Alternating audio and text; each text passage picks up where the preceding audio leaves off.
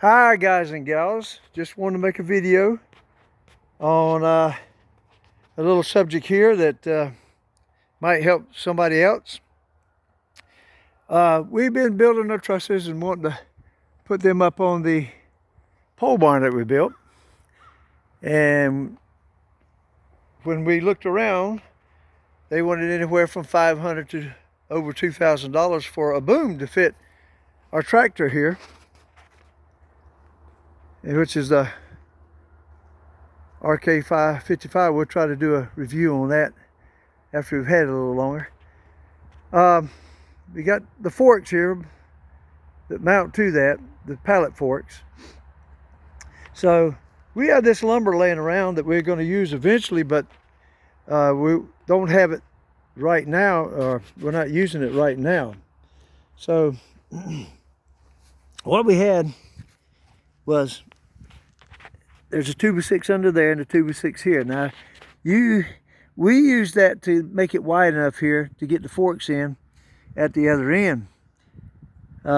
These are 2x10s. You could use 2x8s or 2x6s to make just make a box that the 2x4 standing up like this will fit in here. 3.5 inches will fit in here. That's the distance you got to have between these boards, 3.5 inches. Now we happen to not want to cut these down, so we made our boom out of 3 2x4s. And we scabbed these on here to make it big enough to go either side of the post with the plates on it. The plates stuck out a little further than the post did, so we had to scab these two pieces here in. And then we put this little thing here to keep the truss. When the truss sits on here, it can sit right in there and until we get it set. What you have to watch though is when the truss, you start lifting it, the truss wants to come up like this and hit this here, so you have to put these far enough up here.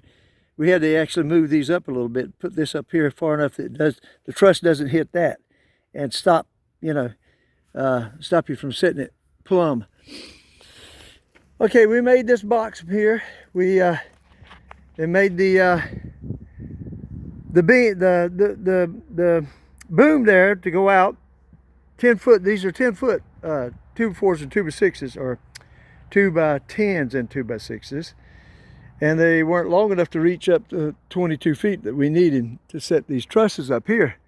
So we made this 10-foot box and added that boom to give us 22 feet, I think.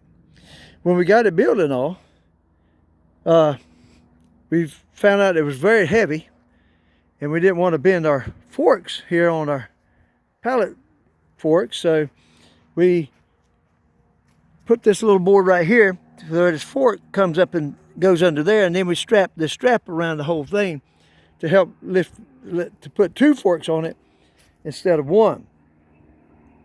We also reinforced the bottom part here to where that comes up. When the beam bends down, there's pressure on that bottom board, so we reinforce that. We reinforce here where the end of the pallet jack, our pallet forks, will be lifting on the beam here. Also, we reinforce the end down here the same way by putting a 2x4 there and 2 2x4s, an extra strength, one in here that we had space and one here across the top, to when this beam goes down and puts pressure on that, just to reinforce that. And we added 3 screws through here. We got our boom in there for how long we wanted it.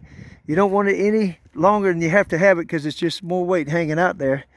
And then we put 3 screws in here because we're going to reuse this wood in the future. So we just put 3 screws in there to hold that. We also added this strap,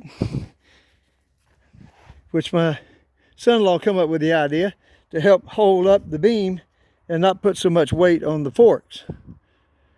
Okay, so we did use it, and I'll try to get a video of that. We just set that truss there last night with it, and we got 1 truss up. So we're going to try it again today. Check you later.